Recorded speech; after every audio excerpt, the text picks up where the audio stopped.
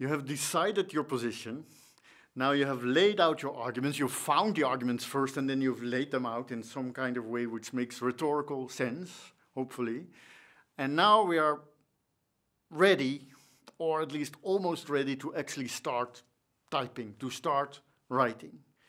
The last step before that is to choose our style and to think clearly about our style of writing. And with this issue of style of writing, we're also turning back a little bit to the beginning, namely to ethical issues, to what exactly can we allow ourselves to do as academic writers who are entering a public domain, the public domain. What can we do? And what should we avoid at all costs? And there are three axes I want to mention here. Three axes where you have to think clearly about how far you can go. For each of these axes, when you're writing purely academically, for your academic colleagues, it's completely clear where you should be. And the trick, learning to write for a more general audience, is to move away a little bit in the other direction of that axis without ever losing your academic integrity. For instance, this one. It's one which we have seen some examples of already. It's the axis of, on the one hand, being completely honest, and on the other hand, of being completely rhetorical. So completely honest, just saying exactly the truth. That is what you do if you're an academic. And you should not stop doing that when you're writing for a more general audience.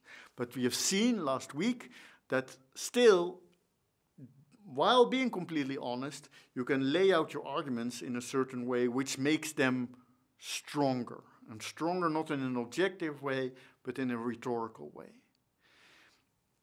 And that is, again, it's something you should learn. For when you're writing a logical paper, people are going to be bored. When you're going to be completely honest, people are not going to follow. Well, people are going to follow you. But if you're only thinking about honesty, then you might lose them. Second axis is the one between being amusing and being precise. And with amusing, I don't necessarily mean that people have to laugh or think you are funny. You don't have to make jokes necessarily, but you have to make people feel interested. Give people certain things which are maybe not even completely on the point. Tell them an anecdote. Give them a concrete example with certain kinds of specific details, which are, again, not there for scientific reasons, but just to make people want to read your piece. Because if you're writing for a general audience, if you're writing an opinion piece for everybody, you want to grab the reader. If you're writing academically, that's not your goal. That's basically never your goal. Academic papers are read by other academics because it's their job to read them. And they want to know the information which is inside of those papers. When you're writing an opinion piece for a general audience, then you have to make sure that people are going to read the whole thing, because it's typically not somebody's job to read opinion pieces in the newspaper. But being amusing always means, at least the feeling may be that it means you're going to be less precise. Because if I'm going to give all the details of something, that might be less interesting, less amusing. The purely academic value here, again, is to be precise, to be as precise as possible. What you have to learn is how to be sufficiently precise, while at the same time also being a bit more amusing for the reader. Third axis is one which is more about you. So being rhetorical, being amusing is about your relationship to the reader. Being engaged, being disinterested is how you show yourself to be. Again, academic value here is to be completely disinterested. I have no opinion. In academic papers sometimes are not even written in the first person singular, but in the first person plural, for instance. So you're completely disinterested. But in an opinion piece, you might want to show that you are really upset, you're really angry, you're really engaged with this issue. It's really important for you that this issue is going to be resolved. Being completely disinterested means having no opinion. Having no opinion means you don't care in which direction the world is going. Writing opinion pieces showing you do care which direction the world is going.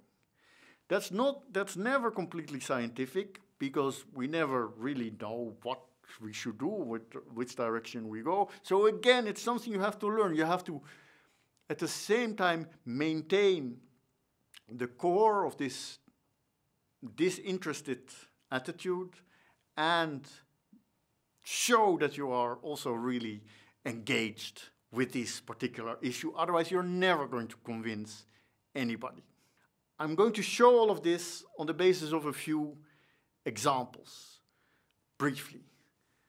First is the so-called argument of authority. To what extent can you use such an argument in your paper? Scientifically speaking, it makes no difference who says anything. If I am a linguist, if I write an opinion piece about something related to language, would I use my academic title? Maybe, sometimes. Why? Because it's an abbreviation of something. It's an abbreviation by which I can show I have thought about this a lot. I know about this a lot, hopefully. If I write about anything else, I never should use that title, because it works as an abbreviation like that, and I have no claims to make there. If I write about the parking lot in my village, whatever I read, whatever I studied, it doesn't matter. So I shouldn't use the title, because I'm only speaking as a human being. Use of numbers. That tends to be a complicated issue. How many numbers do you use? We know that the more numbers you use, the fewer readers you will end up having, because some people basically don't like numbers.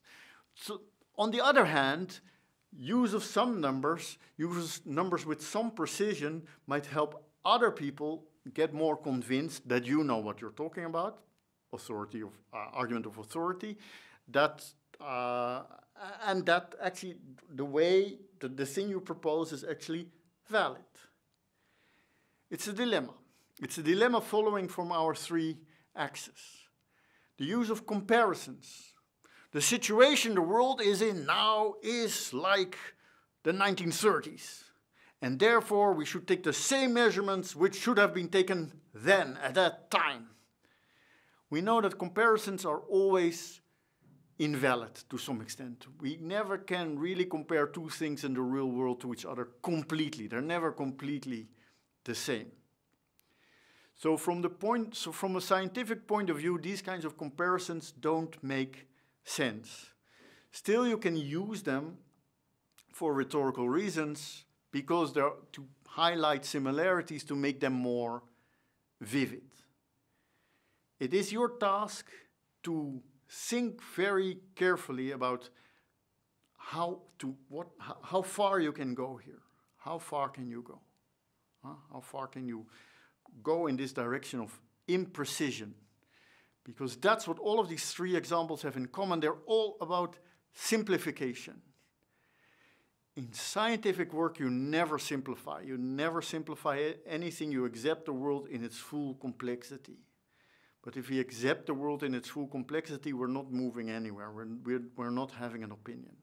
To have an opinion always means disregarding certain things. Make sure that your integrity is maintained when you write about these things. And that's going to be also the exercise for this week, the last exercise. So you're going to find another opinion piece. Again, it should be at least 500, 600 words. I expect that you're probably going to be more successful if the piece is a little bit longer, because you have to find the kind of stylistic devices I just mentioned. So is there any reference to an argument of authority? Does the author use any numbers? How precise are these numbers? What's the effect which these numbers or this reference to the argument of authority has on the reader? What is it supposed to have? And if you're very ambitious, how could the author do better than this? Write about 200, 300 words on this particular exercise.